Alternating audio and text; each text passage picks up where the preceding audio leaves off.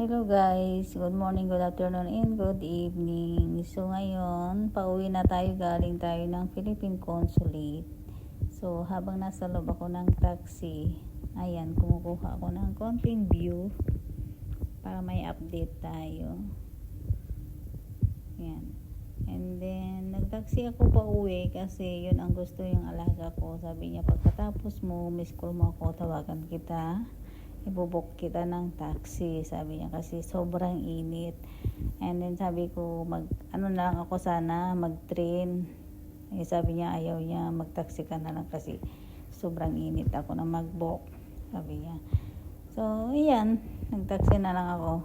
Pero, good idea naman kasi mabilis ako makauwi. And then, pag nag-taxi ay nag-train ako kasi Consulate.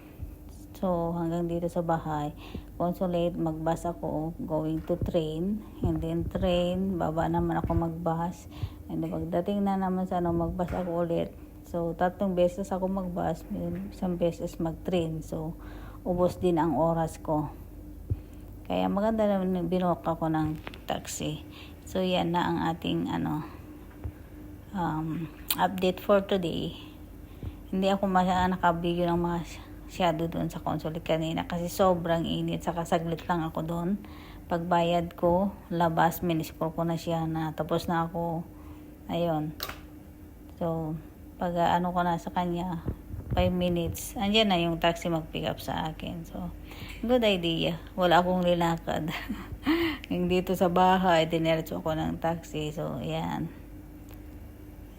Kaya, saka sobrang init ngayon. Grabe, 40 degree ata na.